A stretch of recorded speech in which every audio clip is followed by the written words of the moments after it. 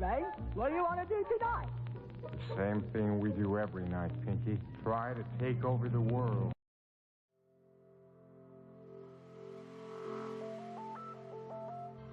How this book can work miracles in your life.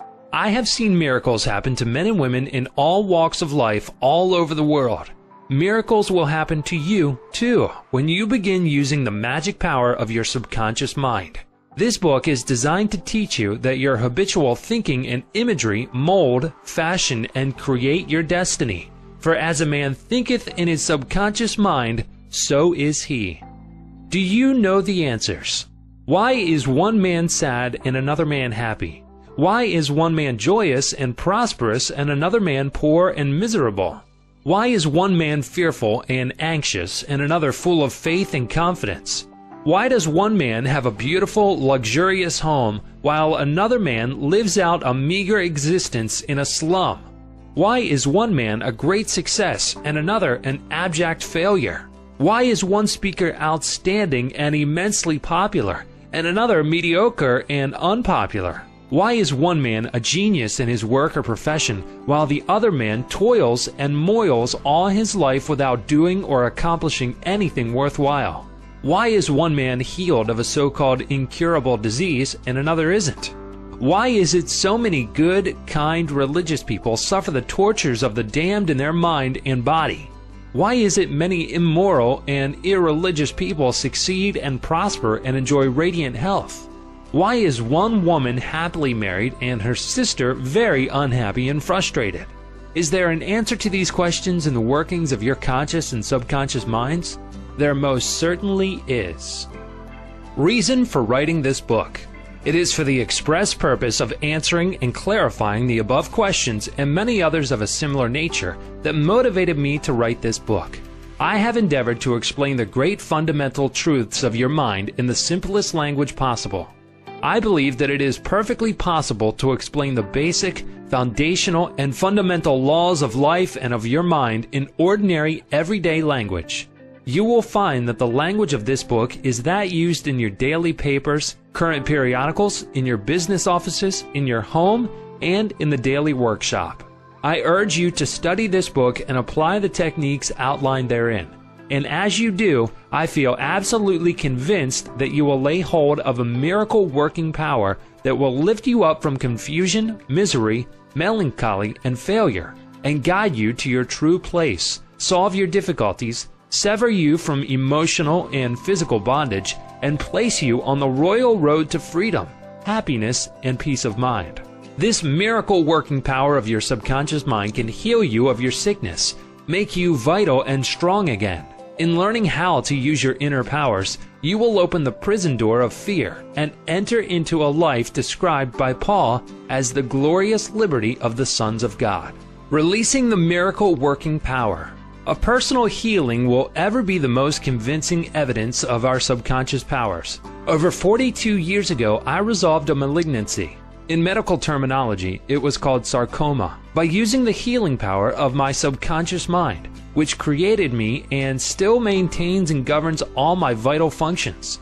The technique I applied is elaborated on in this book, and I feel sure that it will help others to trust the same infinite healing presence lodged in the subconscious depths of all men. Through the kindly offices of my doctor friend, I suddenly realized that it was natural to assume that the creative intelligence which made all my organs, fashioned my body, and started my heart could heal its own handiwork. The ancient proverb says, "The doctor dresses the wound and God heals it." Wonders happen when you pray effectively. Scientific prayer is the harmonious interaction of the conscious and subconscious levels of mind scientifically directed for a specific purpose. This book will teach you the scientific way to tap the realm of infinite power within you, enabling you to get what you really want in life. You desire a happier, fuller, and richer life. Begin to use this miracle-working power and smooth your way in daily affairs, solve business problems, and bring harmony in family relationships. Be sure that you read this book several times. The many chapters will show you how this wonderful power works, and how you can draw out the hidden inspiration and wisdom that is within you. Learn the simple techniques of impressing the subconscious mind. Follow the new scientific way in tapping the infinite storehouse. Read this book carefully, earnestly, and lovingly.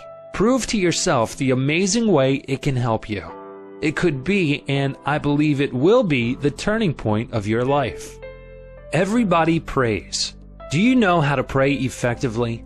How long is it since you prayed as part of your everyday activities? In an emergency, in time of danger or trouble, in illness, and when death lurks, prayers pour forth, your own and friends. Just read any daily newspaper. It is reported that prayers are being offered up all over the nation for a child stricken with a so-called incurable ailment, for peace among nations, for a group of miners trapped in a flooded mine. Later, it is reported that when rescued, the miners said that they prayed while waiting for rescue. An airplane pilot says that he prayed as he made a successful emergency landing. Certainly, prayer is an ever-present help in time of trouble. But you do not have to wait for trouble to make prayer an integral and constructive part of your life. The dramatic answers to prayer make headlines and are the subject of testimonies to the effectiveness of prayer. What of the many humble prayers of children? The simple thanksgiving of grace at the table daily? The faithful devotions wherein the individual seeks only communion with God? My work with people has made it necessary for me to study the various approaches to prayer. I have experienced the power of prayer in my own life, and I have talked and worked with many people who also have enjoyed the help of prayer. The problem usually is how to tell others how to pray. People who are in trouble have difficulty in thinking and acting reasonably. They need an easy formula to follow, an obvious working pattern that is simple and specific. Often they must be led to approach the emergency. Unique feature of this book. The unique feature of this book is its down-to-earth practicality. Here you are presented with simple, usable techniques and formulas which you can easily apply in your workaday world. I have taught these simple processes to men and women all over the world, and recently over 1,000 men and women of all religious affiliations attended a special class in Los Angeles where I presented the highlights of what is offered in the pages of this book.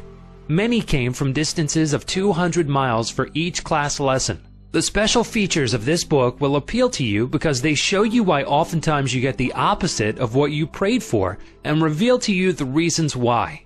People have asked me in all parts of the world and thousands of times, why is it I have prayed and got no answer? In this book, you will find the reasons for this common complaint. The many ways of impressing the subconscious mind and getting the right answers make this an extraordinarily valuable book and an ever-present help in time of trouble. What do you believe? It is not the thing believed in that which brings an answer to man's prayer. The answer to prayer results when the individual's subconscious mind responds to the mental picture or thought in his mind. This law of belief is operating in all religions of the world and is the reason why they are psychologically true. The Buddhist, the Christian, the Muslim, and the Hebrew all may get answers to their prayers, not because of the particular creed, religion, affiliation, ritual, ceremony, formula, liturgy, incantation, sacrifices, or offerings, but solely because of belief or mental acceptance and receptivity about that for which they pray. The law of life is the law of belief, and belief could be summed up briefly as a thought in your mind. As a man thinks, feels, and believes, so is the condition of his mind, body, and circumstances. A technique, a methodology based on an understanding of what you are doing and why you are doing it will help you bring about a subconscious embodiment of all the good things of life. Essentially, answered prayer is the realization of your heart's desire. Desire is prayer. Everyone desires health, happiness, security, peace of mind, true expression, but many fail to achieve clearly defined results. A university professor admitted to me recently, I know that if I changed my mental pattern and redirected my emotional life, my ulcers would not recur. But I do not have any technique, process, or modus operandi. My mind wanders back and forth on my many problems, and I feel frustrated, defeated, and unhappy. This professor had a desire for perfect health. He needed knowledge of the way his mind worked, which would enable him to fulfill his desire. By practicing the healing methods outlined in this book, he became whole and perfect. There is one mind common to all individual men. Emerson. The miracle-working powers of your subconscious mind existed before you and I were born, before any church or world existed. The great eternal truths and principles of life antedate all religions. It is with these thoughts in mind that I urge you in the following chapters to lay hold of this wonderful, magical, transforming power, which will bind up mental and physical wounds, proclaim liberty to the fear-ridden mind, and liberate you completely from the limitations of poverty, failure, misery, lack, and frustration. All you have to do is unite mentally and emotionally with the good you wish to embody, and the creative powers of your subconscious mind will respond accordingly. Begin now today. Let wonders happen in your life. Keep on, keeping on until the day breaks and the shadows flee away. Chapter 1. The Treasure House Within You. Infinite riches are all around you if you will open your mental eyes and behold the treasure house of infinity within you. There is a gold mine within you from which you can extract everything you need to live life gloriously, joyously, and abundantly. Many are sound asleep because they do not know about this gold mine of infinite intelligence and boundless love within themselves. Whatever you want, you can draw forth. A magnetized piece of steel will lift about 12 times its own weight. And if you demagnetize this same piece of metal, it will not even lift a feather. Similarly, there are two types of men. There is the magnetized man who is full of confidence and faith. He knows that he is born to win and to succeed. Then there's the type of man who is demagnetized. He is full of fears and doubts. Opportunities come and he says, I might fail. I might lose my money. People will laugh at me. This type of man will not get very far in life because if he is afraid to go forward, he will simply stay where he is. Become a magnetized man and discover the master secret of the ages. The master secret of the ages. What, in your opinion, is the master secret of the ages? The secret of atomic energy, thermonuclear energy, the neutron bomb, interplanetary travel? No, not any of these. Then what is the master secret? Where can one find it and how can it be contacted and brought into action? The answer is extraordinarily simple. This secret is the marvelous, miracle-working power found in your own subconscious mind. The last place that most people would seek it. The marvelous power of your subconscious. You can bring into your life more power, more wealth, more health, more happiness, and more joy by learning to contact and release the hidden power of your subconscious mind. You need not acquire this power, you already possess it. But you want to learn how to use it. You want to understand it so that you can apply it in all departments of your life. As you follow the simple techniques and processes set forth in this book, you can gain the necessary knowledge and understanding. A new light can inspire you, and you can generate a new force enabling you to realize your hopes and make all your dreams come true. Decide now to make your life grander, greater, richer, and nobler than ever before. Within your subconscious depths lie infinite wisdom, infinite power, and infinite supply of all that is necessary, which is waiting for development and expression. Begin now to recognize these potentialities of your deeper mind, and they will take form in the world without. The infinite intelligence within your subconscious mind can reveal to you everything you need to know at every moment of time and point of space, provided you are open-minded and receptive. You can receive new thoughts and ideas, enabling you to bring forth new inventions, make new discoveries, or write books and plays. Moreover, the infinite intelligence in your subconscious can impart to you wonderful kinds of knowledge of an ordinary nature. It can reveal to you and open the way for perfect expression and true place in your life. Through the wisdom of your subconscious mind, you can attract the ideal companion as well as the right business associate or partner. It can find the right buyer for your home and provide you with all the money you need and the financial freedom to be, do, and go as your heart desires. It is your right to discover this inner world of thought, feeling, and power, of light, love, and beauty.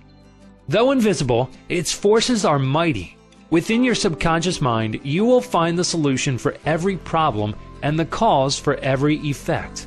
Because you can draw out the hidden powers, you come into actual possession of the power and wisdom necessary to move forward in abundance, security, joy, and dominion. I have seen the power of the subconscious lift people up out of crippled states, making them whole, vital, and strong once more, and free to go out into the world to experience happiness, health, and joyous expression. There is a miraculous healing power in your subconscious that can heal the troubled mind and the broken heart. It can open the prison door of the mind and liberate you. It can free you from all kinds of material and physical bondage. Necessity of a working basis. Substantial progress in any field of endeavor is impossible in the absence of a working basis, which is universal in its application. You can become skilled in the operation of your subconscious mind. You can practice its powers with a certainty of results in exact proportion to your knowledge of its principles and to your application of them for definite specific purposes and goals you wish to achieve. Being a former chemist, I would like to point out that if you combine hydrogen and oxygen in the proportions of 2 atoms of the former to 1 of the latter, water would be the result. You are very familiar with the fact that 1 atom of oxygen and 1 atom of carbon will produce carbon monoxide, a poisonous gas. But if you add another atom of oxygen, you will get carbon dioxide, a harmless gas, and so on throughout the vast realm of chemical compounds. You must not think that the principles of chemistry, physics, and mathematics differ from the principles of your subconscious mind. Let us consider a generally accepted principle. Water seeks its own level. This is a universal principle which is applicable to water everywhere. Consider another principle. Matter expands when heated. This is true anywhere at any time and under all circumstances. You can heat a piece of steel and it will expand regardless whether the steel is found in China, England, or India. It is a universal truth that matter expands when heated. It is also a universal truth that whatever you impress on your subconscious mind is expressed on the screen of space as condition, experience, and event. Your prayer is answered because your subconscious mind is principle, and by principle I mean the way a thing works. For example, the principle of electricity is that it works from a higher to a lower potential. If you do not change the principle of electricity when you use it, but by cooperating with nature, you can bring forth marvelous inventions and discoveries which bless humanity in countless ways. Your subconscious mind is principle and works according to the law of belief. You must know what belief is, why it works, and how it works. The law of your mind is the law of belief. This means to believe in the way your mind works, to believe in belief itself. The belief of your mind is the thought of your mind. That is simple, just that and nothing else. All your experiences, events, conditions, and acts are the reactions of your subconscious mind to your thoughts. Remember, it is not the thing believed in, but the belief in your own mind which brings about the result. Cease believing in the false beliefs, opinions, superstitions, and fears of mankind. Begin to believe in the eternal verities and truths of life, which never change. Then you will move onward, upward, and Godward. Whoever reads this book and applies the principles of the subconscious mind herein set forth will be able to pray scientifically and effectively for himself and for others. Your prayer is answered according to the universal law of action and reaction. Thought is incipient action. The reaction is the response from your subconscious mind which corresponds with the nature of your thought. Busy your mind with the concepts of harmony, health, peace, and goodwill, and wonders will happen in your life. The duality of mind. You have only one mind, but your mind possesses 2 distinctive characteristics. The line of demarcation between the 2 is well known to all thinking men and women today. The 2 functions of your mind are essentially unlike. Each is endowed with separate and distinct attributes and powers. The nomenclature generally used to distinguish the two functions of your mind is as follows: the objective and subjective mind, the conscious and subconscious mind, the waking and sleeping mind, the surface self and the deep self, the voluntary mind and the involuntary mind, the male and the female, and many other terms. You will find the terms conscious and subconscious used to represent the dual nature of your mind throughout this book. The conscious and subconscious minds. An excellent way to get acquainted with the two functions of your mind is to look upon your own mind as a garden. You are a gardener and you are planting seeds, thoughts in your subconscious mind all day long, based on your habitual thinking. As you sow in your subconscious mind, so shall you reap in your body and environment. Begin now to sow thoughts of peace, happiness, right action, goodwill, and prosperity. Think quietly and with interest on these qualities and accept them fully in your conscious, reasoning mind. Continue to plant these wonderful seeds, thoughts, in your garden of your mind, and you will reap a glorious harvest. Your subconscious mind may be likened to the soil, which will grow all kinds of seeds, good or bad. Do men gather grapes of thorns or figs of thistles? Every thought is, therefore, a cause, and every condition is an effect. For this reason, it is essential that you take charge of your thoughts so as to bring forth only desirable conditions.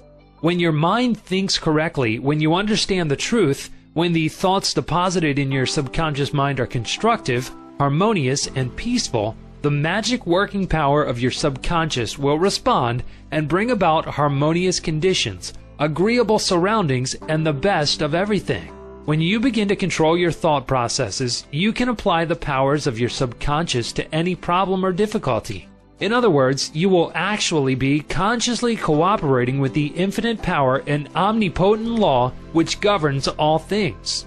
Look around you wherever you live, and you will notice that the vast majority of mankind lives in the world without.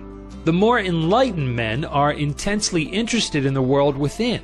Remember, it is the world within, namely your thoughts, feelings, and imagery, that makes your world without. It is, therefore, the only creative power, and everything which you find in your world of expression has been created by you in the inner world of your mind, consciously or unconsciously. Knowledge of the interaction of your conscious and subconscious minds will enable you to transform your whole life. In order to change external conditions, you must change the cause. Most men try to change conditions and circumstances by working with conditions and circumstances.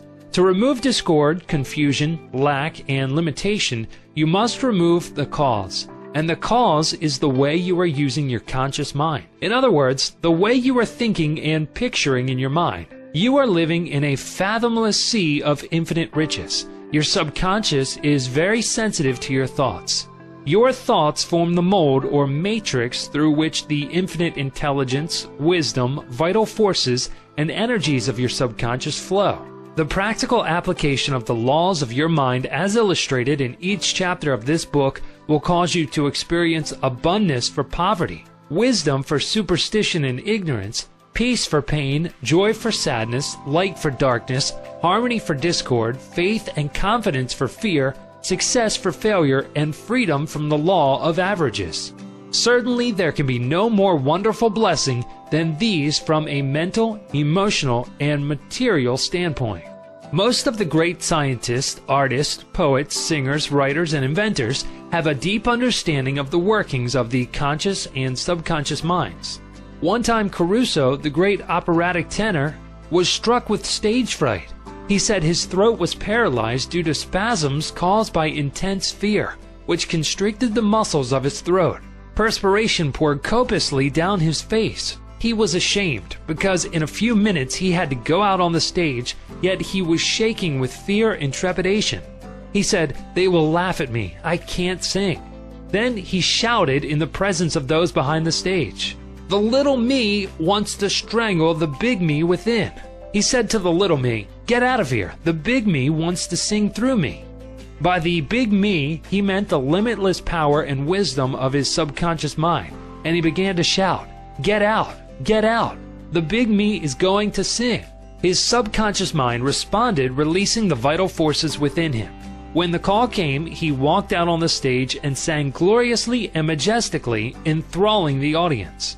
It is obvious to you now that Caruso must have understood the two levels of the mind, the conscious or rational and the subconscious or irrational level. Your subconscious mind is reactive and responds to the nature of your thoughts. When your conscious mind, the little me, is full of fear, worry, and anxiety, the negative emotions engendered in your subconscious mind, the big me, are released and flood the conscious mind with a sense of panic, foreboding, and despair. When this happens, you can, like Caruso, speak affirmatively and with a deep sense of authority to the irrational emotions generated in your deeper mind as follows. Be still. Be quiet. I am in control. You must obey me. You are subject to my command. You cannot intrude where you do not belong. It is fascinating and intensely interesting to observe how you can speak authoritatively and with conviction to the irrational movement of your deeper self, bringing silence, harmony, and peace to your mind. The subconscious is subject to the conscious mind, and that is why it is called subconscious or subjective. Outstanding differences and modes of operation. You will perceive the main differences by the following illustrations. The conscious mind is like the navigator or a captain at the bridge of a ship. He directs the ship and signals orders to men in the engine room, who in turn control all the boilers, instruments, gauges, etc. The men in the engine room do not know where they are going. They follow orders. They would go on the rocks if the man on the bridge issued faulty or wrong instructions based on his findings with the compass, sextant, or other instruments. The men in the engine room obey him because he is in charge and issues orders, which are automatically obeyed. Members of the crew do not talk back to the captain. They simply carry out orders. The captain is the master of his ship, and his decrees are carried out.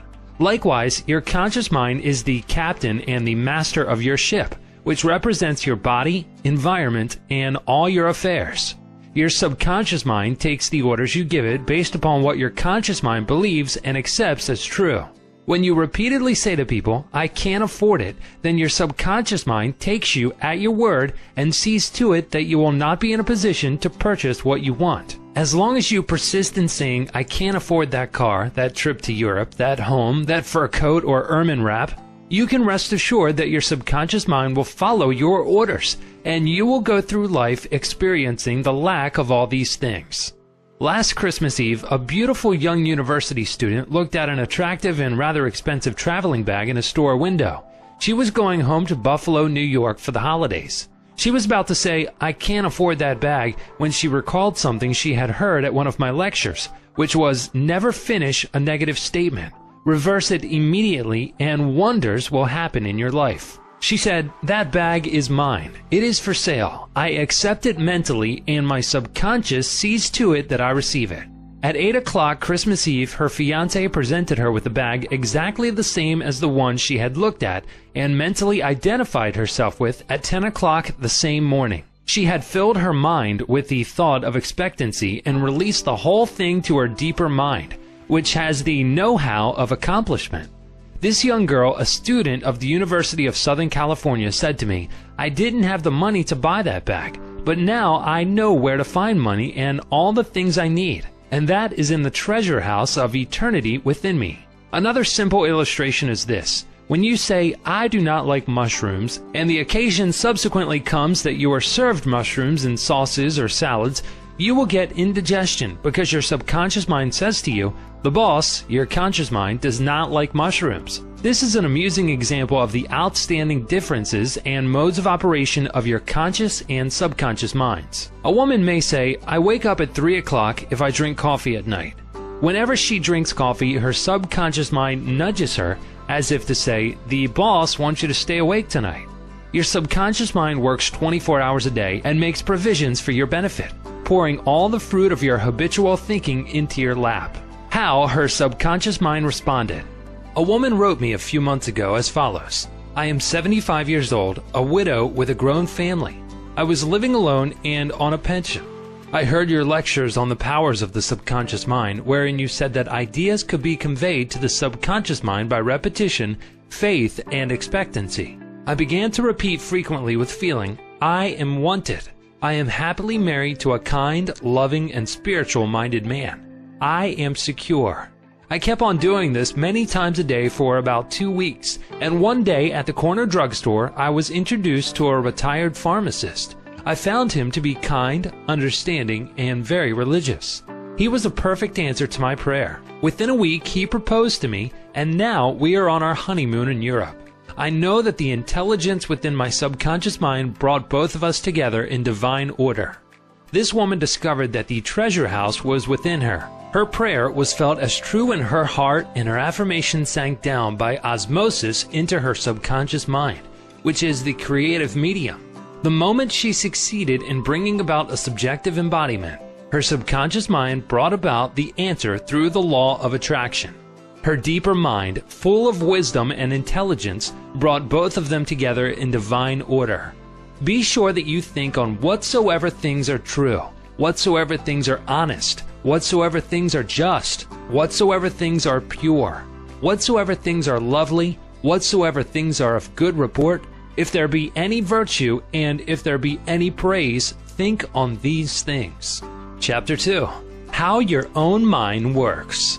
You have a mind, and you should learn how to use it. There are 2 levels of your mind, the conscious or rational level, and the subconscious or irrational level. You think with your conscious mind, and whatever you habitually think sinks down into your subconscious mind, which creates according to the nature of your thoughts. Your subconscious mind is the seat of your emotions and is the creative mind. If you think good, good will follow. If you think evil, evil will follow. This is the way your mind works. The main point to remember is once the subconscious mind accepts an idea, it begins to execute it. It is an interesting and subtle truth that the law of the subconscious mind works for good and bad ideas alike. This law, when applied in a negative way, is the cause of failure, frustration, and unhappiness. However, when your habitual thinking is harmonious and constructive, you experience perfect health, success, and prosperity. Peace of mind and a healthy body are inevitable when you begin to think and feel in the right way. Whatever you claim mentally and feel as true, your subconscious mind will accept and bring forth into your experience. The only thing necessary for you to do is to get your subconscious mind to accept your idea, and the law of your own subconscious mind will bring forth the health, peace, or the position you desire. You give the command or decree, and your subconscious will faithfully reproduce the idea impressed upon it. The law of your mind is this. You will get a reaction or response from your subconscious mind according to the nature of the thought or idea you hold in your conscious mind. Psychologists and psychiatrists point out that when thoughts are conveyed to your subconscious mind, impressions are made in the brain cells. As soon as your subconscious accepts any idea, it proceeds to put it into effect immediately. It works by association of ideas and uses every bit of knowledge that you have gathered in your lifetime to bring about its purpose. It draws on the infinite power, energy, and wisdom within you. It lines up all the laws of nature to get its way. Sometimes it seems to bring about an immediate solution to your difficulties, but at other times it takes days, weeks, or longer. Its ways are past finding out. Conscious and subconscious terms differentiated. You must remember that these are not 2 minds. They are merely 2 spheres of activity within one mind. Your conscious mind is the reasoning mind. It is that phase of mind which chooses. For example, you choose your books, your home, and your partner in life. You make all your decisions with your conscious mind. On the other hand, without any conscious choice on your part, your heart is kept functioning automatically, and the process of digestion, circulation, and breathing are carried on by your subconscious mind through processes independent of your conscious control. Your subconscious mind accepts what is impressed upon it, or what you consciously believe. It does not reason things out like your conscious mind, and it does not argue with you controversially. Your subconscious mind is like the soil, which accepts any kind of seed, good or bad. Your thoughts are active and might be likened unto seeds. Negative, destructive thoughts continue to work negatively in your subconscious mind, and in due time will come forth into outer experience which corresponds with them. Remember, your subconscious mind does not engage in proving whether your thoughts are good or bad, true or false, but it responds according to the nature of your thoughts or suggestions.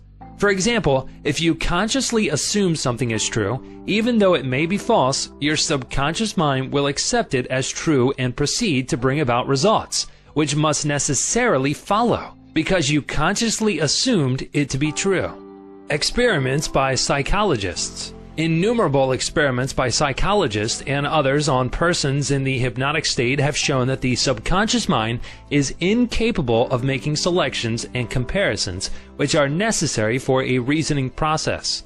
They have shown repeatedly that your subconscious mind will accept any suggestions, however false. Having once accepted any suggestion, it responds according to the nature of the suggestion given. To illustrate the amenability of your subconscious mind to suggestion, if a practiced hypnotist suggests to one of his subjects that he is Napoleon Bonaparte, or even a cat or a dog, he will act out the part with imitable accuracy. His personality becomes changed for the time being. He believes himself to be whatever the operator tells him he is. A skilled hypnotist may suggest to one of his students in the hypnotic state that his back itches, to another that his nose is bleeding, to another that he is a marble statue, to another that he is freezing and the temperature is below zero. Each one will follow out the line of his particular suggestion, totally obvious to all his surroundings, which do not pertain to his idea. These simple illustrations portray clearly the difference between your conscious reasoning mind and your subconscious mind, which is impersonal, non-selective, and accepts as true whatever your conscious mind believes to be true. Hence, the importance of selecting thoughts, ideas, and premises which bless, heal, inspire, and fill your soul with joy. The terms objective and subjective mind clarified. Your conscious mind is sometimes referred to as your objective mind because it deals with outward objects. The objective mind takes cognizance of the objective world. Its media of observation are your 5 physical senses. Your objective mind is your guide and director in your contact with your environment. You gain knowledge through your 5 senses. Your objective mind learns through observation, experience, and education. As previously pointed out, the greatest function of the objective mind is that of reasoning. Suppose you are one of the thousands of tourists who come to Los Angeles annually. You would come to the conclusion that it is a beautiful city based upon your observation of the parks, pretty gardens, majestic buildings, and lovely homes. This is the working of your objective mind. Your subconscious mind is oftentimes referred to as your subjective mind.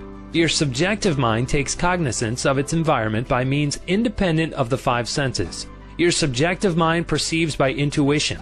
It is the seat of your emotion and the storehouse of memory. Your subjective mind performs its highest functions when your objective senses are in abeyance. In a word, it is that intelligence which makes itself manifest when the objective mind is suspended or in a sleepy, drowsy state. Your subjective mind sees without the use of the natural organs of vision. It has the capacity of clairvoyance and clairaudience. Your subjective mind can leave your body, travel to distant lands, and bring back information oftentimes of the most exact and truthful character. Through your subjective mind, you can read the thoughts of others, read the contents of sealed envelopes, and close safes. Your subjective mind has the ability to apprehend the thoughts of others without the use of the ordinary objective means of communication. It is of the greatest importance that we understand the interaction of the objective and subjective mind in order to learn the true art of prayer. The subconscious cannot reason like your conscious mind. Your conscious mind cannot argue controversially. Hence, if you give it wrong suggestions, it will accept them as true and will proceed to bring them to pass as conditions, experiences, and events. All things that have happened to you are based on thoughts impressed on your subconscious mind through belief. If you have conveyed erroneous concepts to your subconscious mind, the sure method of overcoming them is by the repetition of constructive, harmonious thoughts frequently repeated which your subconscious mind accepts, thus forming new and healthy habits of thought and life, for your subconscious mind is the seat of habit. The habitual thinking of your conscious mind establishes deep grooves in your subconscious mind. This is very favorable for you if your habitual thoughts are harmonious, peaceful, and constructive. If you have indulged in fear, worry, and other destructive forms of thinking, the remedy is to recognize the omnipotence of your subconscious mind and decree freedom, happiness, and perfect health. Your subconscious mind, being creative and one with your divine source, will proceed to create the freedom and happiness which you have earnestly decreed. The tremendous power of suggestion. You must realize by now that your conscious mind is the watchman at the gate, and its chief function is to protect your subconscious mind from false impressions. You are now aware of one of the basic laws of mind. Your subconscious mind is amenable to suggestion. As you know, your subconscious mind does not make comparisons or contrasts, neither does it reason and think things out for itself. This latter function belongs to your conscious mind. It simply reacts to the impressions given to it by your conscious mind. It does not show a preference for one course of action over another. The following is a classic example of the tremendous power of suggestion. Suppose you approach a timid-looking passenger on board ship and say to him something like this: "You look very ill. How pale you are. I feel certain you are going to be seasick. Let me help you to your cabin." This passenger turns pale. Your suggestion of seasickness associates itself with his own fears and forebodings. He accepts your aid down to the berth, and there your negative suggestion, which was accepted by him, is realized. Different reactions to the same suggestion. It is true that different people will react in different ways to the same suggestion because of their subconscious conditioning or belief. For example, if you go to a sailor on the ship and say to him sympathetically, "My dear fellow, you are looking very ill. Aren't you feeling sick? You look to me as if you were going to be seasick." According to his temperament, he either laughs at your joke or expresses a mild irritation. Your suggestion fell on deaf ears in this instance because your suggestion of seasickness was associated in his mind with his own immunity from it. Therefore, it called up not fear or worry, but self-confidence. The dictionary says that a suggestion is the act or instance of putting something into one's mind, the mental process by which the thought or idea suggested is entertained, accepted, or put into effect. You must remember that a suggestion cannot impress something on the subconscious mind against the will of the conscious mind. In other words, your conscious mind has the power to reject the suggestion given. In the case of the sailor, he had no fear of seasickness. He had convinced himself of his immunity, and the negative suggestion had absolutely no power to evoke fear. The suggestion of seasickness to the other passenger called forth his indwelling fear of seasickness. Each of us has his own inner fears, beliefs, opinions, and these inner assumptions rule and govern our lives. A suggestion has no power in and of itself except if you accept it mentally. This causes your subconscious powers to flow in a limited and restricted way according to the nature of the suggestion. How he lost his arm. Every 2 or 3 years, I give a series of lectures at the London Truth Forum in Caxton Hall. This is a forum I founded a number of years ago. Dr. Evelyn Fleet, the director, told me about an article which appeared in the English newspapers dealing with the power of suggestion. This is the suggestion a man gave to his subconscious mind over a period of about 2 years. I would give my right arm to see my daughter cured. It appeared that his daughter had a crippling form of arthritis together with a so-called incurable form of skin disease. Medical treatment had failed to alleviate the condition, and the father had an intense longing for his daughter's healing and expressed his desire in the words just quoted. Dr. Evelyn Fleet said that the newspaper article pointed out that one day the family was out riding when their car collided with another. The father's right arm was torn off at the shoulder, and immediately the daughter's arthritis and skin condition vanished. You must make certain to give your subconscious only suggestions which heal, bless, elevate, and inspire you in all your ways. Remember that your subconscious mind cannot take a joke. It takes you at your word. How autosuggestion banishes fear. Illustrations of autosuggestion. Autosuggestion means suggesting something definite and specific to oneself. Herbert Parkin, in his excellent manual of autosuggestion, records the following incident. It has its amusing side so that one remembers it. A New York visitor in Chicago looks at his watch, which is set an hour ahead of Chicago time, and tells a Chicago friend that it is 12 o'clock. The Chicago friend, not considering the difference in time between Chicago and New York, tells the New Yorker that he is hungry and that he must go to lunch. Autosuggestion may be used to banish various fears and other negative conditions. A young singer was invited to give an audition. She had been looking forward to the interview, but on 3 previous occasions she had failed miserably due to fear of failure. This young lady had a very good voice, but she had been saying to herself, when the time comes for me to sing, maybe they won't like me. I will try, but I'm full of fear and anxiety. Her subconscious mind accepted these negative autosuggestions as a request and proceeded to manifest them and bring them into her experience. The cause was an involuntary autosuggestion. Example, silent fear thoughts emotionalized and subjectified. She overcame it by the following technique. 3 times a day, she isolated herself in a room. She sat down comfortably in an armchair, relaxed her body, and closed her eyes. She stilled her mind and body as best she could. Physical inertia favors mental passivity and renders the mind more receptive to suggestion. She counteracted the fear suggestion by saying to herself, I sing beautifully. I am poised, serene, confident, and calm. She repeated this statement slowly, quietly, and with feeling from 5 to 10 times at each sitting. She had 3 such sittings every day and 1 immediately prior to sleep. At the end of a week, she was completely poised and confident. When the invitation to audition came, she gave a remarkable, wonderful audition. How she restored her memory.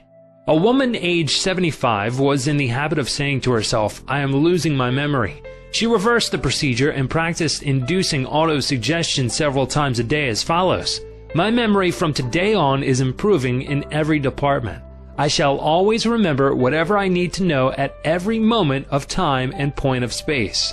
The impressions received will be clearer and more definite.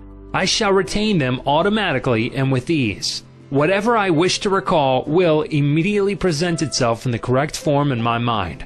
I am improving rapidly every day, and very soon my memory will be better than it has ever been before. At the end of 3 weeks, her memory was back to normal, and she was delighted. How he overcame a nasty temper. Many men who complained of irritability and bad temper proved to be very susceptible to autosuggestion and obtained marvelous results by using the following statements 3 or 4 times a day, morning, noon, and at night prior to sleep for about a month. Henceforth, I shall grow more good-humored. Joy, happiness, and cheerfulness are now becoming my normal states of mind. Every day, I am becoming more and more lovable and understanding. I am now becoming the center of cheer and goodwill to all those about me, infecting them with good humor. This happy, joyous, and cheerful mood is now becoming my normal, natural state of mind. I am grateful. The constructive and destructive power of suggestion. Some illustrations and comments on hereto suggestion. Heterosuggestion means suggestions from another person. In all ages, the power of suggestion has played a part in the life and thought of man in every period of time and in each country of the earth. In many parts of the world, it is the controlling power in religion. Suggestion may be used to discipline and control ourselves, but it can also be used to take control and command over others who do not know the laws of mind. In its constructive form, it is wonderful and magnificent. In its negative aspects, it is one of the most destructive of all the response patterns of the mind, resulting in patterns of misery, failure, suffering, sickness, and disaster. Have you accepted any of these? From infancy on, the majority of us have been given many negative suggestions. Not knowing how to thwart them, we unconsciously accepted them. Here are some of the negative suggestions. You can't. You'll never amount to anything. You mustn't. You'll fail. You haven't got a chance. You're all wrong. It's no use. It's not what you know, but who you know. The world is going to the dogs. What's the use? Nobody cares. It's no use trying so hard. You're too old now. Things are getting worse and worse. Life is an endless grind. Love is for the birds. You just can't win. Pretty soon, you'll be bankrupt. Watch out, you'll get the virus. You can't trust the soul, etc. Unless, as an adult, you use constructive autosuggestion, which is a reconditioning therapy, the impressions made on you in the past can cause behavior patterns that cause failure in your personal and social life. Autosuggestion is a means releasing you from the mass of negative verbal conditioning that might otherwise distort your life pattern, making the development of good habits difficult. You can counteract negative suggestions. Pick up the paper any day and you can read dozens of items that could sow the seeds of fertility, fear, worry, anxiety, and impending doom. If accepted by you, these thoughts of fear could cause you to lose the will for life. Knowing that you can reject all these negative suggestions by giving your subconscious mind constructive auto-suggestions, you counteract all these destructive ideas. Check regularly on the negative suggestions that people make to you. You do not have to be influenced by destructive heterosuggestion. All of us have suffered from it in our childhood and in our teens. If you look back, you can easily recall how parents, friends, relatives, teachers, and associates contributed in a campaign of negative suggestions. Study the things said to you, and you will discover much of it was in the form of propaganda. The purpose of much of what was said was to control you or instill fear into you. This heterosuggestion process goes on in every home, office, factory, and club. You will find that many of these suggestions are for the purpose of making you think, feel, and act as others want you to, and in ways that are to their advantage. How suggestion killed a man. Here's an illustration of heterosuggestion. A relative of mine went to a crystal gazer in India who told him that he had a bad heart and predicted that he would die at the next new moon. He began to tell all members of his family about this prediction, and he arranged his will. This powerful suggestion entered into his subconscious mind because he accepted it completely. My relative also told me that this crystal gazer was believed to have some strange occult powers, and he could do harm or good to a person. He died as predicted, not knowing that he was the cause of his own death. I suppose many of us have heard similar stupid, ridiculous, superstitious stories. Let us look at what happened in the light of our knowledge of the way the subconscious mind works. Whatever the conscious, reasoning mind of man believes, the subconscious mind will accept and act upon. My relative was happy, healthy, vigorous, and robust when he went to see the fortune teller. She gave him a very negative suggestion, which he accepted. He became terrified and constantly dwelt upon the fact that he was going to die at the next new moon. He proceeded to tell everyone about it, and he prepared for the end. The activity took place in his own mind, and his own thought was the cause.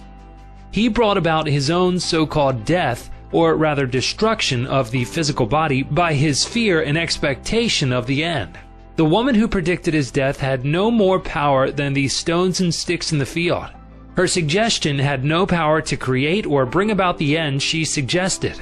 If he had known the laws of his mind, he would have completely rejected the negative suggestion and refused to give her words any attention, knowing in his heart that he was governed and controlled by his own thought and feeling.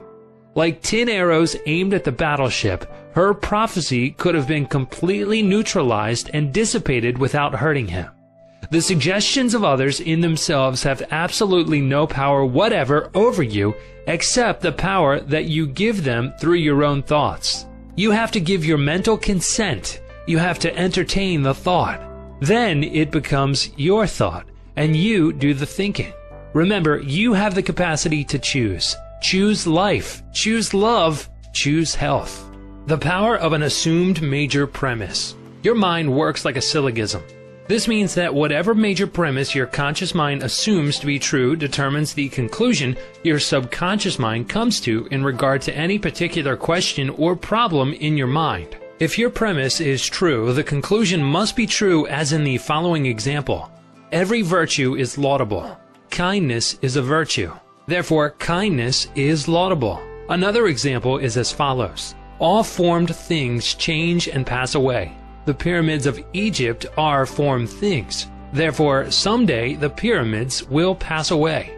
The first statement is referred to as the major premise, and the right conclusion must necessarily follow the right premise. A college professor who attended some of my Science of Mind lectures in May of 1962 at Town Hall, New York, said to me, "Everything in my life is topsy-turvy, and I have lost health, wealth, and friends. Everything I touch turns out wrong." I explained to him that he should establish a major premise in his thinking, that the infinite intelligence of his subconscious mind was guiding, directing, and prospering him spiritually, mentally, and materially. Then his subconscious mind would automatically direct him wisely in his investments, decisions, and also heal his body and restore his mind to peace and tranquility. This professor formulated an overall picture of the way he wanted his life to be, and this was his major premise. Infinite intelligence leads and guides me in all my ways. Perfect health is mine, and the law of harmony operates in my mind and body. Beauty, love, peace, and abundance are mine. The principle of right action and divine order govern my entire life. I know my major premise is based on the eternal truths of life, and I know, feel, and believe that my subconscious mind responds according to the nature of my conscious mind thinking. He wrote me as follows: I repeated the above statements slowly, quietly, and lovingly several times a day, knowing that they were sinking deep down into my subconscious mind and that results must follow. I am deeply grateful for the interview you gave me, and I would like to add that all my departments of my life are changing for the better. It works. The subconscious does not argue controversially. Your subconscious mind is all-wise and knows the answers to all questions. It does not argue with you or talk back to you. It does not say, "You must not impress me with that." For example, when you say, "I can't do this," "I am too old now," "I can't meet this obligation," "I was born on the wrong side of the tracks," "I don't know the right politician," you are impregnating your subconscious with these negative thoughts, and it responds accordingly. You are actually blocking your own good, thereby bringing lack, limitation, and frustration into your life. When you set up obstacles, impediments, and delays in your conscious mind, you are denying the wisdom and intelligence resident in your subconscious mind. You are actually saying in effect that your subconscious mind cannot solve your problem. This leads to mental and emotional congestion, followed by sickness and neurotic tendencies. To realize your desire and overcome your frustration, affirm boldly several times a day, "The infinite intelligence which gave me this desire leads, guides, and reveals to me the perfect plan for the unfolding of my desire. I know the deeper wisdom of my subconscious is now responding, and what I feel and claim within is expressed in the without. There is a balance, equilibrium, and equanimity. If you say, 'There is no way out, I am lost, there is no way out of this dilemma, I am stymied and blocked,' you will get no answer or response from your subconscious mind. If you want the subconscious to work for you, give it the right request and attain its cooperation. It is always working for you. It is controlling your heartbeat this minute and also your breathing. It heals a cut on your finger, and its tendency is lifeward, forever seeking to take care of you and preserve you. Your subconscious has a mind of its own, but it accepts your patterns of thought and imagery. When you are seeking an answer to a problem, your subconscious will respond, but it expects you to come to a decision and to a true judgment in your conscious mind. You must acknowledge the answer is in your subconscious mind. However, if you say, "I don't think there is any way out, I am all mixed up and confused, why don't I get an answer?" you are neutralizing your prayer. Like the soldier marking time, you do not get anywhere. Still the wheels of your mind. Relax, let go, and quietly affirm, "My subconscious knows the answer. It is responding to me now. I give thanks because I know the infinite intelligence of my subconscious knows all things and is revealing the perfect answer to me now. My real conviction is now setting free the majesty and glory of my subconscious mind. I rejoice that it is so." Chapter 3. The Miracle Working Power of Your Subconscious. The power of your subconscious is enormous. It inspires you, it guides you, and it reveals to you names, facts, and scenes from the storehouse of memory. Your subconscious started your heartbeat, controls the circulation of your blood, and regulates your digestion, assimilation, and elimination. When you eat a piece of bread, your subconscious mind transmutes it into tissue, muscle, bone, and blood. This process is beyond the ken of the wisest man who walks the earth. Your subconscious mind controls all the vital processes and functions of your body and knows the answer to all problems. Your subconscious mind never sleeps, never rests. It is always on the job. You can discover the miracle-working power of your subconscious by plainly stating to your subconscious prior to sleep that you wish a certain specific thing accomplished. You will be delighted to discover that forces within you will be released, leading to the desired result. Here, then, is a source of power and wisdom which places you in touch with omnipotence, or the power that moves the world, guides the planets in their course, and causes the sun to shine.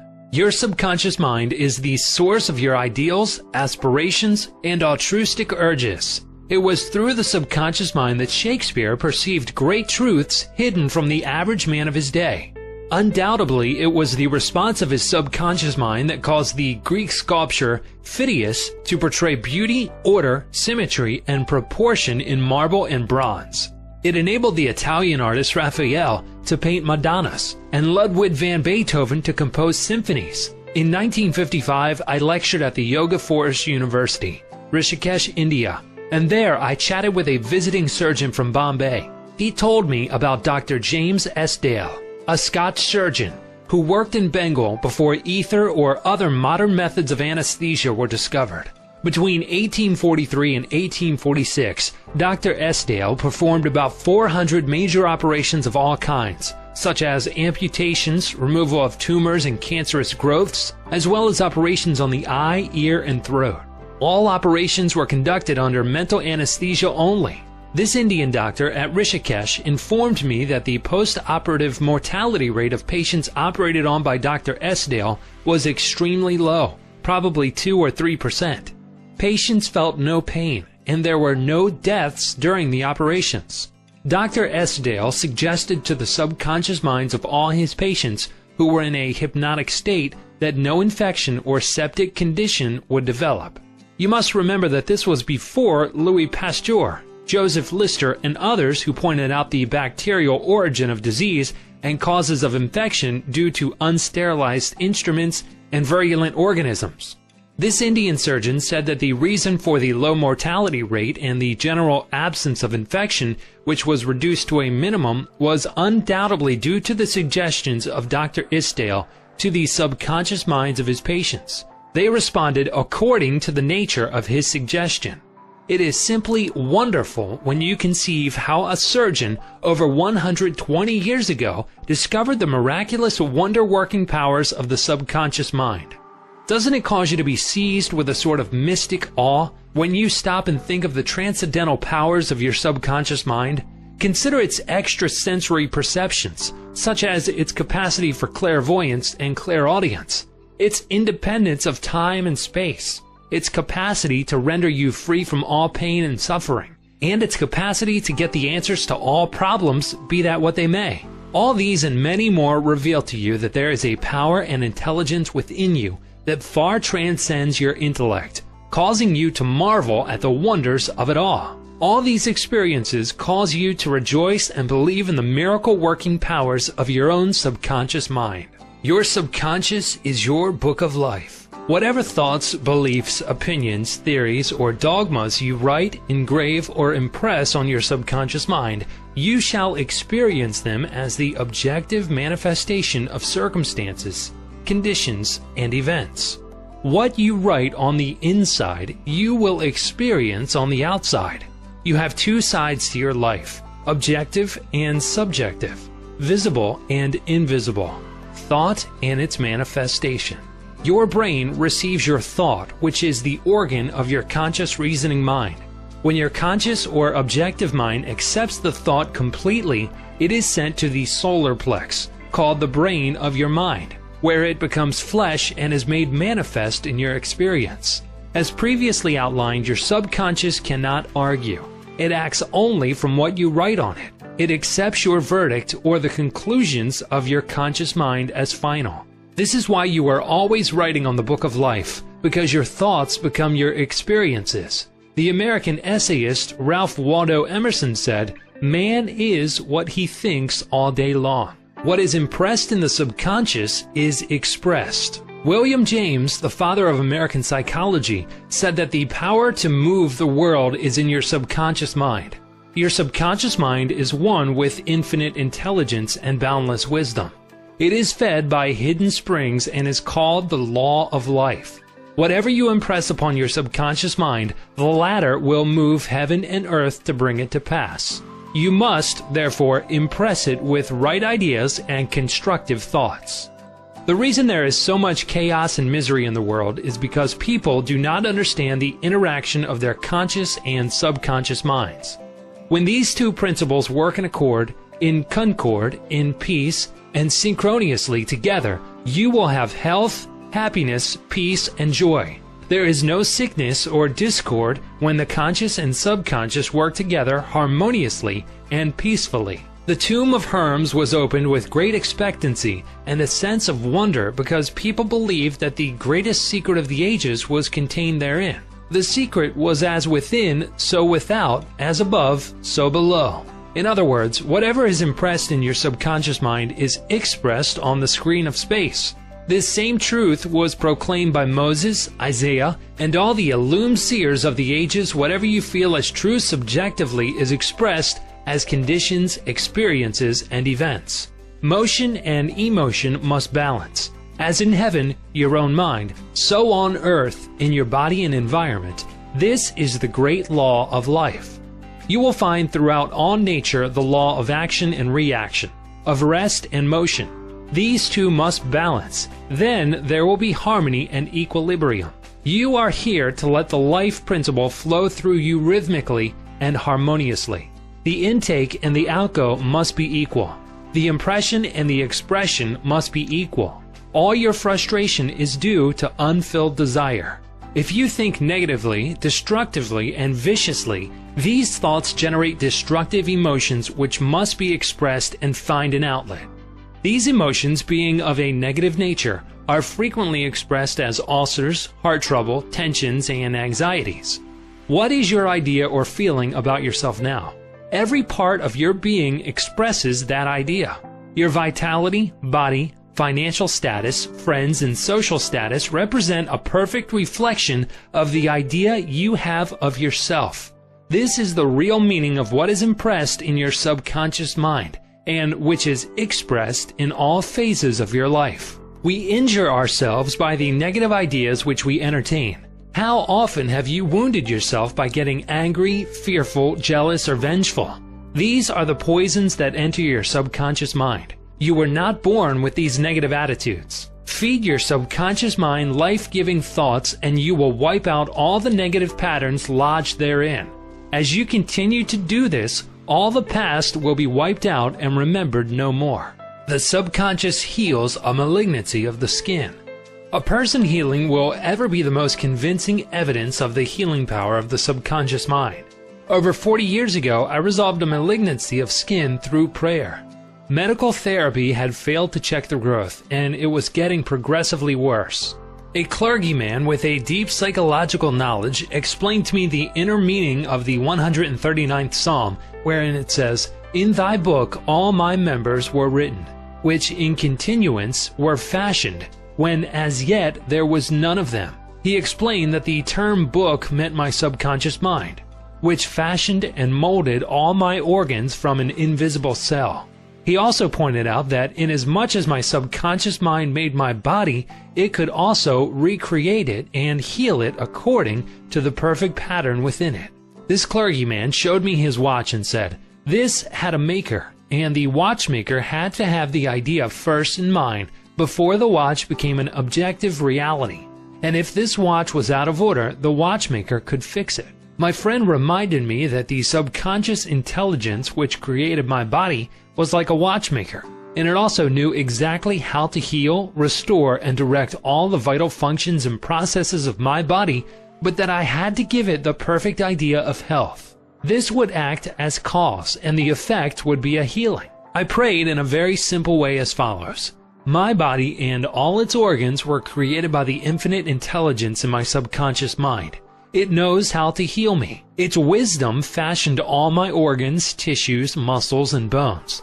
This infinite healing presence within me is now transforming every atom of my being, making me whole and perfect now. I give thanks for my healing I know is taking place now. Wonderful are the works of the creative intelligence within me. I prayed aloud for about 5 minutes 2 or 3 times a day, repeating the above simple prayer. In about 3 months, my skin was whole and perfect. As you can see, all I did was give life-giving patterns of wholeness, beauty, and perfection to my subconscious mind, thereby obliterating the negative images and patterns of thought lodged in my subconscious mind, which were the cause of all my trouble. Nothing appears on your body except when the mental equivalent is first in your mind, and as you change your mind by drenching it with incandescent affirmatives, you change your body. This is the basis of all healing. Marvelous are thy works, and that my soul, subconscious mind, knoweth right well. Psalm 139:14. How the subconscious controls all functions of the body. While you are awake or sound asleep upon your bed, the ceaseless, tireless action of your subconscious mind controls all the vital functions of your body without the help of your conscious mind. For example, while you are asleep, your heart continues to beat rhythmically.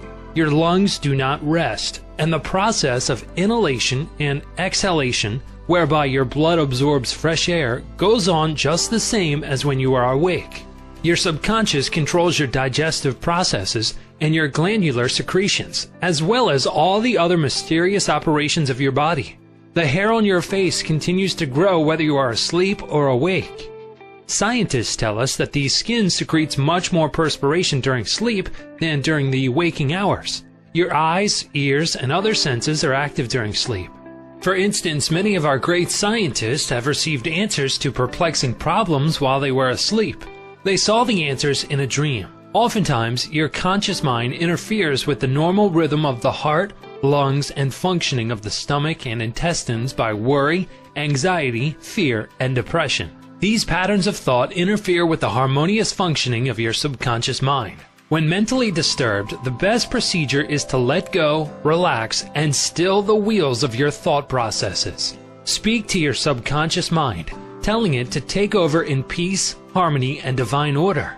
You will find that all the functions of your body will become normal again. Be sure to speak to your subconscious mind with authority and conviction, and it will conform to your command. Your subconscious seeks to preserve your life and restore you to health at all costs. It causes you to love your children, which also illustrates an instinctive desire to preserve all life. Let us suppose you accidentally ate some bad food. Your subconscious mind would cause you to regurgitate it. If you inadvertently took some poison, your subconscious powers would proceed to neutralize it. If you completely entrusted yourself to its wonder-working power, you would be entirely restored to health. How to get the subconscious to work for you? The first thing to realize is that your subconscious mind is always working. It is active night and day, whether you act upon it or not. Your subconscious is the builder of your body, but you cannot consciously perceive or hear that inner silent process. Your business is with your conscious mind and not your subconscious mind. Just keep your conscious mind busy with the expectation of the best, and make sure the thoughts you habitually think are based on whatever things are lovely, true, just, and of good report. Begin now to take care of your conscious mind, knowing in your heart and soul that your subconscious mind is always expressing, reproducing, and manifesting according to your habitual thinking. Remember, just as water takes the shape of the pipe it flows through, the life principle in you flows through you according to the nature of your thoughts. Claim that the healing presence in your subconscious is flowing through you as harmony, health, peace, joy, and abundance. Think of it as a living intelligence, a lovely companion on the way. Firmly believe it is continually flowing through you, vivifying, inspiring, and prospering you. It will respond exactly this way. It is done unto you as you believe. Healing principle of the subconscious restores atrophied optic nerves. There is the well-known, duly authenticated case of Madame Dyer of France, recorded in the archives of the Medical Department of Lourdes, France. She was blind. The optic nerves were atrophied and useless. She visited Lourdes and had what she termed a miraculous healing.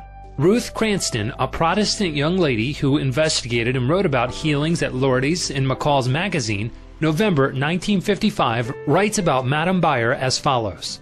At Lourdes, she regained her sight incredibly, with the optic nerves still lifeless and useless, as several doctors could testify after repeated examinations. A month later, upon re-examination, it was found that the seeing mechanism had been restored to normal. But at first, so far as medical examination could tell, she was seeing with dead eyes.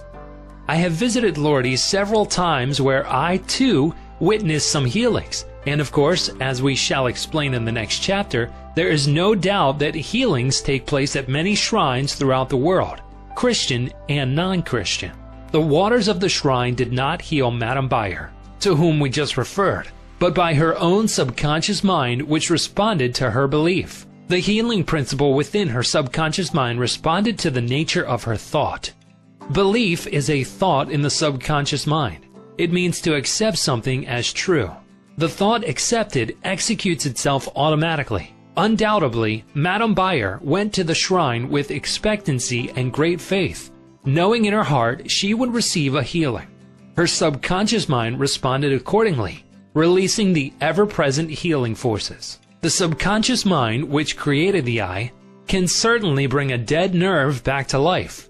What the creative principle created, it can recreate. According to your belief is it done unto you. How to convey the idea of perfect health to your subconscious mind. A Protestant minister I knew in Johannesburg, South Africa, told me the method he used to convey the idea of perfect health to his subconscious mind. He had cancer of the lung. His technique, as given to me in his own handwriting, is exactly as follows. Several times a day, I would make certain that I was completely relaxed mentally and physically. I relaxed my body by speaking to it as follows. My feet are relaxed. My ankles are relaxed. My legs are relaxed. My abdominal muscles are relaxed. My heart and lungs are relaxed. My head is relaxed. My whole being is completely relaxed. After about 5 minutes, I would be in a sleepy, drowsy state, and then I affirm the following truth. The perfection of God is now being expressed through me. The idea of perfect health is now filling my subconscious mind. The image God has of me is a perfect image, and my subconscious mind recreates my body in perfect accordance with the perfect image held in the mind of God. This minister had a remarkable healing. This is a simple, easy way of conveying the idea of perfect health to your subconscious mind. Another wonderful way to convey the idea of health to your subconscious is through disciplined or scientific imagination. I told a man who was suffering from functional paralysis to make a vivid picture of himself walking around in his office, touching the desk, answering the telephone, and doing all the things he ordinarily would do if he were healed. I explained to him that this idea and mental picture of perfect health would be accepted by his subconscious mind. He lived the role and actually felt himself back in the office. He knew that he was giving his subconscious mind something definite to work upon. His subconscious mind was the film upon which the picture was impressed. One day, after several weeks of frequent conditioning of the mind with this mental picture, the telephone rang by prearrangement and kept ringing while his wife and nurse were out. The telephone was about 12 feet away, but nevertheless he managed to answer it. He was healed at that hour. The healing power of his subconscious mind responded to his mental imagery, and a healing followed. This man had a mental block which prevented impulses from the brain reaching his legs. Therefore, he said he could not walk. When he shifted his attention to the healing power within him, the power flowed through, his focused attention enabling him to walk. Whatsoever ye shall ask in prayer, believing, ye shall receive. Chapter 4. Mental Healings in Ancient Times. Down through the ages, men of all nations have somehow instinctively believed that somewhere there resided a healing power which could restore to normal the functions and sensations of man's body. They believed that this strange power could be invoked under certain conditions, and that the alleviation of human suffering would follow. The history of all nations presents testimony in support of this belief. In the early history of the world, the power of secretly influencing men for good or evil, including the healing of the sick, was said to be possessed by the priests and holy men of all nations. Healing of the sick was supposed to be a power derived directly by them from God, and the procedures and processes of healing varied throughout the world.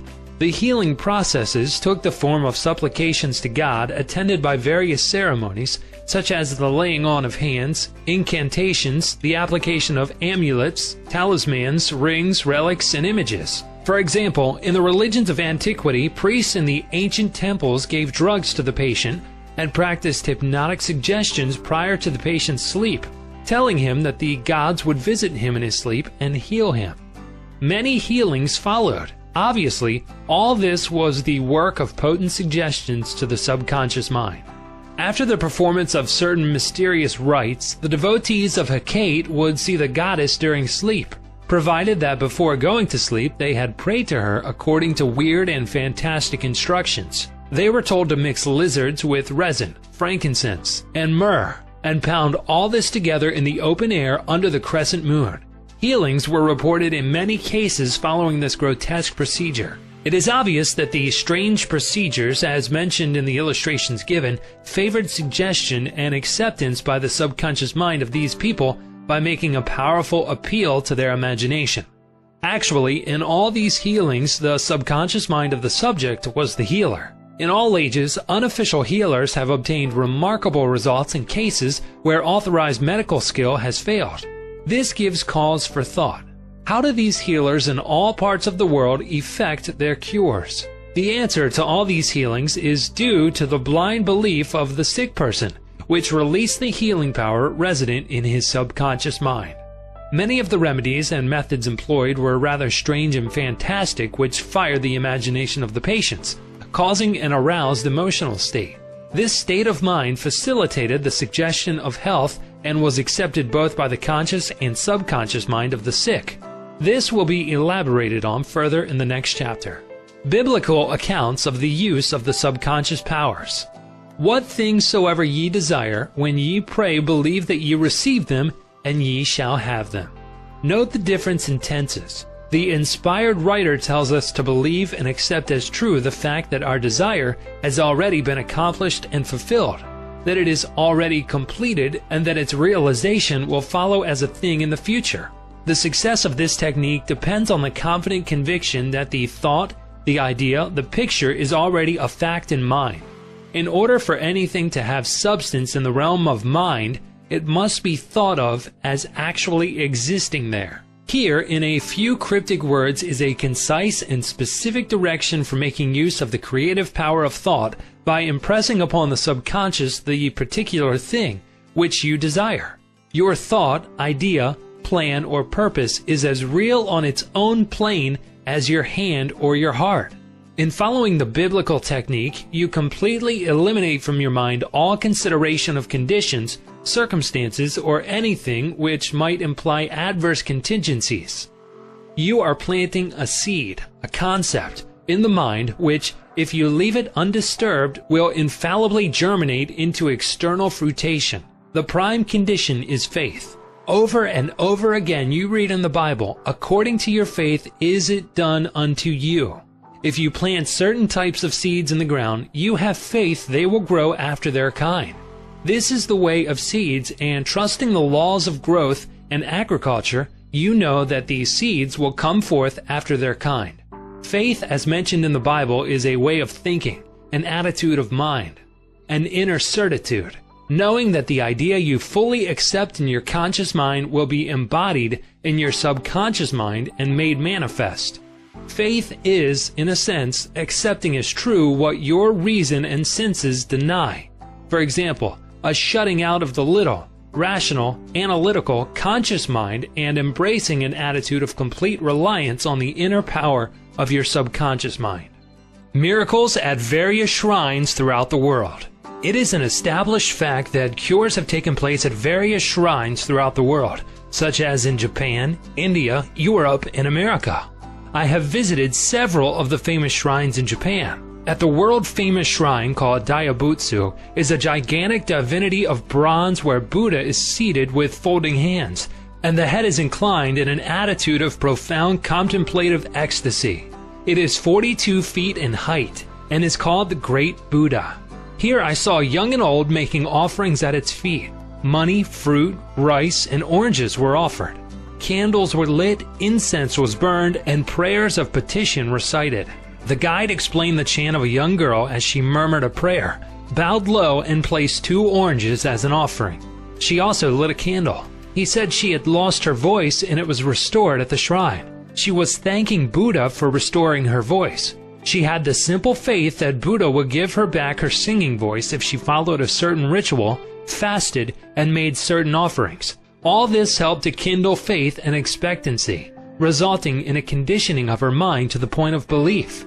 Her subconscious mind responded to her belief. To illustrate further the power of imagination and blind belief, I will relate the case of a relative of mine who had tuberculosis. His lungs were badly diseased. His son decided to heal his father. He came home to Perth, Western Australia, where his father lived, and said to him that he had met a monk who had returned from one of the healing shrines in Europe. This monk sold him a piece of the true cross. He said that he gave the monk the equivalent of $500 for it. This young man had actually picked up a splinter of wood from the sidewalk, went to the jeweler's, and had it set in a ring so that it looked real. He told his father that just touching the ring or the cross healed many. He inflamed and fired his father's imagination to the point that the old gentleman snatched the ring from him, placed it over his chest, prayed silently, and went to sleep. In the morning he was healed. All the clinic's tests proved negative. You know, of course, it was not the splinter of wood from the sidewalk that healed him. It was his imagination aroused to an intense degree, plus the confident expectancy of a perfect healing. Imagination was joined to faith or subjective feeling, and the union of the two brought about a healing. The father never learned of the trick that had played upon him. If he had, he probably would have had a relapse. He remained completely cured and passed away 15 years later at the age of 89. One universal healing principle. It is a well-known fact that all of the various schools of healing effect cures of the most wonderful character. The most obvious conclusion, which strikes your mind, is that there must be some underlying principle which is common to them all, namely the subconscious mind, and the one process of healing is faith. It will now be in order to recall to your mind once more the following fundamental truths. First, that you must possess mental functions which have been distinguished by designating one of the conscious mind and the other the subconscious mind. Secondly, your subconscious mind is constantly amenable to the power of suggestion. Furthermore, your subconscious mind has complete control of the functions, conditions, and sensations of your body. I venture to believe that all the readers of this book are familiar with the fact that symptoms of almost any disease can be induced in hypnotic subjects by suggestion. For example, a subject in the hypnotic state can develop a high temperature, flushed face, or chills according to the nature of the suggestion given. By experiment, you can suggest to the person that he is paralyzed and cannot walk. It will be so. By illustration, you can hold a cup of cold water under the nose of the hypnotic subject and tell him, "This is full of pepper, smell it." He will proceed to sneeze. What do you think caused him to sneeze? The water or the suggestion? If a man says he is allergic to Timothy grass, you can place a synthetic flower or an empty glass in front of his nose when he is in a hypnotic state and tell him it is Timothy grass. He will portray the usual allergic symptoms. This indicates that the cause of the disease is in the mind. The healing of the disease can also take place mentally. You realize that remarkable healings take place through osteopathy, chiropractic medicine, and naturopathy, as well as through all the various religious bodies throughout the world. But it is obvious that all of these healings are brought about through the subconscious mind, the only healer there is. Notice how it heals a cut on your face caused by shaving. It knows exactly how to do it. The doctor dresses the wound and says, "Nature heals it." Nature refers to natural law, the law of the subconscious mind, or self-preservation, which is the function of the subconscious mind. The instinct of self-preservation is the first law of nature. Your strongest instinct is the most potent of all autosuggestions. Widely different theories. It would be tedious and unprofitable to discuss to any great extent the numerous theories advanced by different religious sects and prayer therapy groups. There are a great number who claim that because their theory produces results, it is, therefore, the correct one. This, as explained in this chapter, cannot be true. You are aware that there are all types of healings. Franz Anton Mesmer, an Australian physician from 1734 to 1815, who practiced in Paris, discovered that by applying magnets to the diseased body, he could cure that disease miraculously. He also performed cures with various other pieces of glass and metals. He discontinued this form of healing and claimed that his cures were due to animal magnetism, theorizing that his substance was projected from the healer to the patient. His method of treating disease from then on was by hypnotism, which was called mesmerism in his day. Other physicians said that all his healings were due to suggestion and nothing else. All of these groups, such as psychiatrists, psychologists, osteopaths, chiropractors, physicians, and all the churches are using the one universal power resident in the subconscious mind.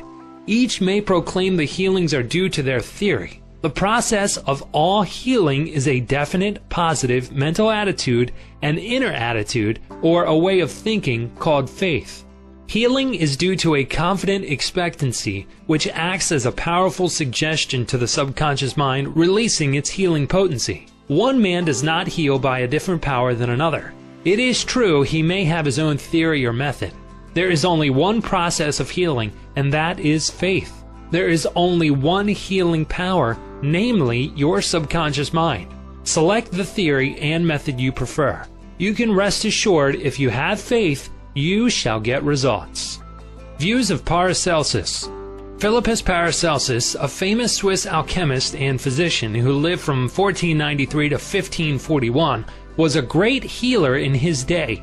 He stated what is now an obvious scientific fact when he uttered these words: "Whether the object of your faith be real or false, you will nevertheless obtain the same effects." Thus, if I believed in St. Peter's statue as I should have believed in St. Peter himself, I shall obtain the same effects that I should have obtained from St. Peter. But that is superstition. Faith, however, produces miracles, and whether it is true or false faith, it will always produce the same wonders. The views of Paracelsus were also entertained in the 16th century by Pietro Pomponazzi, an Italian philosopher and contemporary of Paracelsus, who said, "We can easily conceive the marvelous effects which confidence and imagination can produce, particularly when both qualities are reciprocated between the subjects and the person who influences them. The cures attributed to the influence of certain relics are the effect of their imagination and confidence. Quacks and philosophers know that if the bones of any skeleton were put in place of the saint's bones, the sick would nonetheless experience beneficial effects if they believed that they were veritable relics. Then, if you believe in the bones of saints to heal, or if you believe in the healing power of certain waters, you will get results because of the powerful suggestion given to your subconscious mind. It is the latter that does the healing." Bernheim's experiments. Hippolyte Bernheim, professor of medicine at Nancy, France from 1910 to 1919, was the expounder of the fact that the suggestion of the physician to the patient was exerted through the subconscious mind. Bernheim, in his Suggestive Therapeutics, page 197, tells a story of a man with paralysis of the tongue which had yielded to no form of treatment. His doctor told the patient that he had a new instrument with which he promised to heal him. He introduced a pocket thermometer into the patient's mouth. The patient imagined it to be the instrument which was to save him. In a few moments he cried out joyfully that he could once more move his tongue freely. "Among our cases," continues Bernheim, "facts of the same sort will be found. A young girl came into my office having suffered from complete loss of speech for nearly 4 weeks. After making sure of the diagnosis, I told my students that loss of speech sometimes yielded instantly to electricity, which might act simply by its suggestive influence. I sent for the induction apparatus. I applied my hand over the larynx and moved a little and said, Now you can speak aloud. In an instant, I made her saw A, then B, then Maria. She continued to speak distinctively. The loss of voice had disappeared. Here, Bernheim is showing the power of faith and expectancy on the part of the patient, which acts as a powerful suggestion to the subconscious mind. Producing a blister by suggestion. Bernheim states that he produced a blister on the back of a patient's neck by applying a postage stamp and suggesting to the patient that it was a fly plaster. This has been confirmed by the experiments and experiences of many doctors in many parts of the world, which leave no doubt that structural change are a possible result of oral suggestion to patients. The cause of bloody stigmata. In Hudson's Law of Psychic Phenomena, page 153, he states, hemorrhages and bloody stigmata are induced in certain subjects by means of suggestion. Dr. Mbaru put a subject into the somnambulistic condition and gave him the following suggestion. At 4 o'clock this afternoon, after the hypnosis, you will come into my office, sit down in the armchair, cross your arms upon your breast, and your nose will begin to bleed.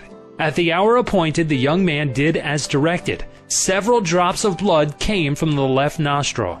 On another occasion, the same investigator traced the patient's name on both his forearms with the dull point of an instrument. Then, when the patient was in the somnambulistic condition, he said, at 4 o'clock this afternoon, you will go to sleep and your arms will bleed along the lines which I have traced, and your name will appear written on your arms in letters of blood. He was watched at 4 o'clock and seen to fall asleep. On the left arm, the letters stood out in bright relief, and in several places there were drops of blood. The letters were still visible 3 months afterward, although they had gradually grown faint. These facts demonstrate at once the correctness of the two fundamental propositions previously stated, namely the constant amenability of the subconscious mind to the power of suggestion and the perfect control which the subconscious mind exercises over the functions, sensations, and conditions of the body. All the foregoing phenomena dramatize vividly abnormal conditions induced by suggestion, and are conclusive proof that as a man thinketh in his heart, subconscious mind, so is he.